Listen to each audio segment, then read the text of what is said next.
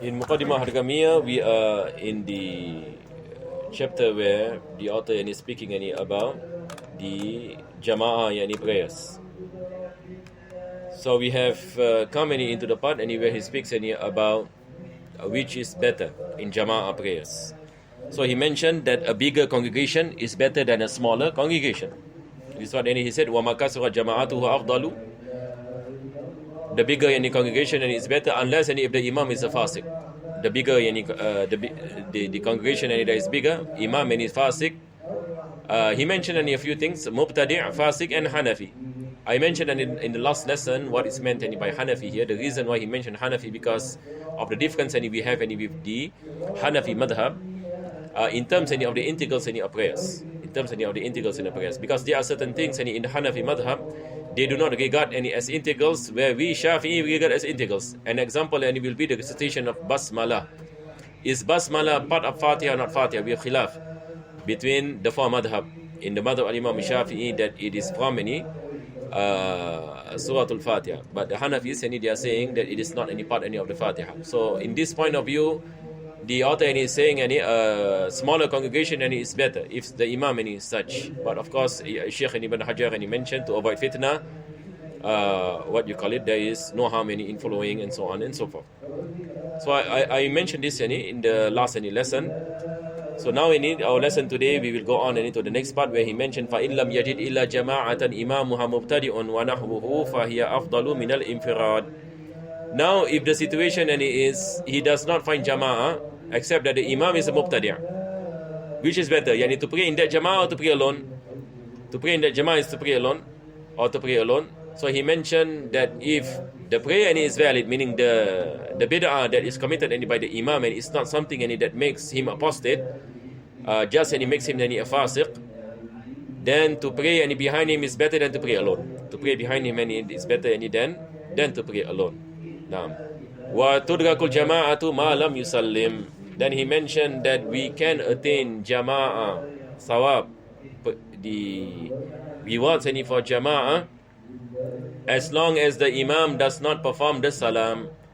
As long as the imam does not perform the salam. So do not make this mistake. And when you enter into the mosque, you find that the imam is in tashahud akhir, and there is no other jama'ah, no other people around you. They are all praying with the imam. Now it is better for you to enter into the jama'ah. Do not think that since they are in the tashahud akhir, there is no point of me entering into the prayer. No. By entering into the prayer, you will get fadilatul jama'ah, even though the imam is in tashahud akhir. Even though the imam is in tashahud akhir. This is what the author mentioned. Ma lam yusallim. As long as the imam does not do the salam, you will get the reward of the jama'ah. Wa fadilatul ihram bi huduri taharrumil imam wa ittibaihi fawran. Then he mentioned something else which is important in jama'ah prayers is to get the virtue of takbiratul ihram. This is important. So let me explain. Now, if we are praying in jama'ah, for example, the imam says Allahu Akbar, takbiratul ihram. It is important for us to perform takbir as soon as possible. As soon as possible. When the imam says Allahu Akbar, we straight away say Allahu Akbar. But of course, the delay in terms of using the siwak, in terms of making intention, that is permissible. That is permissible. So for example, the imam when he does Allahu Akbar, we want to do siwak and we recite dua of siwak, and then we read our intention, then we say Allahu Akbar. Now this is a short and spans, no issue. But do not delay. Do not delay until the imam recite the Fatiha, then we do our takbir. Now we do not get the virtue of takbiratul ihram with the imam. So this itself is an independent virtue, other than the virtue of jama'ah. Other than the virtue of jama'ah is the virtue of takbiratul ihram. So when the imam does takbir, we should do the takbir after the takbir of imam as soon as possible. So here the author is saying, wa fadilatul ihram bihuduri taharrumil imam that a person is at the musalla when the imam does the taharrum. Taharrum means takbiratul ihram wattiba'ihi fawran, and to follow him immediately. Fawran here meaning immediately. To follow him yani immediately. This is yani to ensure that we attain the fadilah, the virtue yani of takbir. Wa yustahabbu intidaru dakhili fi ruku' What tashahudil akhir. It is a sunnah yani that we wait longer in ruku and tashahud akhir if we know that someone is coming to join the jama'ah. What does it mean? Imagine you are the imam in the masjid, or meaning in the house or masjid, and then while you are doing your ruku, you heard some footsteps. There is someone who wants to enter into the jama'ah prayer. So it is a sunnah to wait slightly longer, not too long. Later on in the author will mention the condition. Not too long, and slightly longer. Why? So that this person can get ruku with the imam. So this person he can get any ruku with the imam. So if he gets any ruku with the imam, he gets the rak'ah. So this is point number one. Point number two, he say, what tashahudil akhir. Why tashahudil akhir? Because by prolonging any tashahud akhir, the person who enters into prayer and proceed towards tashahud akhir, he will get fadilatul jama'ah. That's what I mentioned earlier. He will get any fadilatul jama'ah. Even what you call it, he gets tashahud with the imam. Tashahud akhir only a few seconds, but he will, few seconds is a big difference. Few seconds is a big difference, and he will get the full fadilatul jama'ah. What you call it, no need to wait. Meaning this is tamyiz, and you are making this, except for what you call it, the two.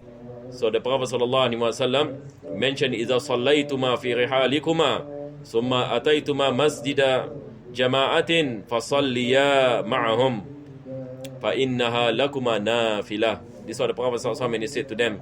So that is why we mentioned that it is a sunnah for us to pray again, even though we have performed any prayer, even in jama'ah. We have performed jama'ah in Masjid Khalid, then we go to another masjid, and that masjid is performing the same prayer. It is a sunnah for us to pray with them. Taib. Now the issue which one is the wajib? Is it the first prayer or the second prayer? In our madhab, Imam Shafi'i, the prevailing judgment, the first prayer is considered to be the wajib. The second prayer takes the ruling of sunnah. The second prayer takes the ruling of sunnah. Even though in terms of intention, the author mentioned biniyatil fard, that we have to intend fardiyah. We have to intend obligatory prayers. So if you are performing an Isha in the first prayer, you say Fard al-Isha. If you are praying Isha second time, you say Fard al-Isha. You cannot say Sunnat al-Isha. You must say Fard al-Isha. But this Fard, the second prayer, it takes the ruling of Sunnah. Because the first is the one that is considered to be the wajib that you have performed.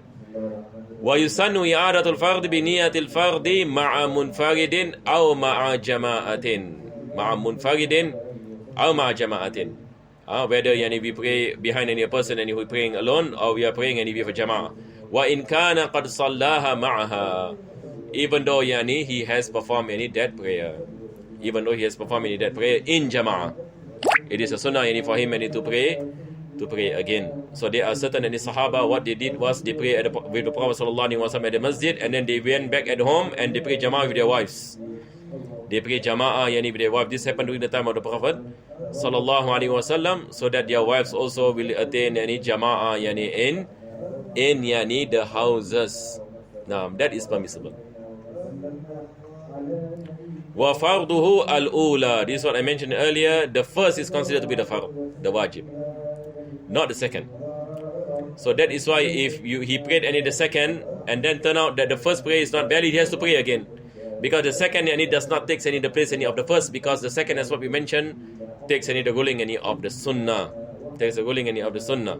So if the first prayer is not valid, the second does not cover it. We have to pray again, and this is the opinion that is preferred in our madhab. In our madhab, that is the preferred opinion. Although there are differences in that issue by other Shafi'an scholars. Then he mentioned wala yundabu an yu'id al janazah, but pertaining to janazah prayers there is no sunnah yani to pray again. Yani if you have performed any janazah prayers, it is not a sunnah for you yani to pray janazah yani prayers yani again, because any number one yani there is no dalil that speaks any about the sunnah yani in repeating any janazah prayers. And the Sahaba radiallahu anhum, they prayed janazah of the Prophet sallallahu alaihi wasallam. They do not any pray a few times, and they only pray one time. Then we will continue yani with the next chapter or fasl. The author yani will speak any about concessions yani or exemptions when it comes to attending Jama'ah and Jum'ah. So there are two things here, Jama'ah and Jum'ah. What are the concessions that a person is given any the permission any not to perform Jama'ah any or Jum'ah? So he mentioned faslun a'dagul Jumu'ati wal Jama'ati al matar. Number one, and if it is raining. If it is raining and if you want to perform any Jama'ah any other masjid or Jumu'ah, and then the it's raining heavily, in balla thawbahu wa lam yajid kinnan. So the condition is that the rain and it must be heavy, that it can drench any person, and a person and he doesn't have anything to protect himself any from the rain. He doesn't have umbrella, no raincoat, no shelter. He says that if I go out now to the masjid for example is 1 kilometer away, I do not have any umbrella, I do not have any raincoat, and then there is no shelter. So if I go, by the time I reach the mosque, I will be completely drenched. I'll be completely drenched. In this any situation, we say it is uzur. It is an exception and for him not to attend Jama'ah and Jum'ah. Jama'ah and Jum'ah, both. But of course, we must understand that if he says that I will go and to dangerous and for people prayers, because he is attending and to a patient, he is attending and to a sick person and who is in need any of his care, who is in need any of his treatment. This is a concession. Wa ishraful qarib ala al maut. Now this requires some explanation. Yani deathbed any for example. Where so he is afraid that if he goes out any from the house that he will be caught, and if he is caught any he will be punished. Alhamdulillahi Rabbil Alameen. Allahumma salli wa sallim ala Sayyidina Muhammad wa ala ali Sayyidina Muhammad. Rabbana atina fid dunya hasanah wa fil akhirati hasanah wa qina adhaban nar. Sallallahu ala Sayyidina Muhammadin wa ala alihi wa sahbihi wa sallam. Alhamdulillahi Rabbil Alameen.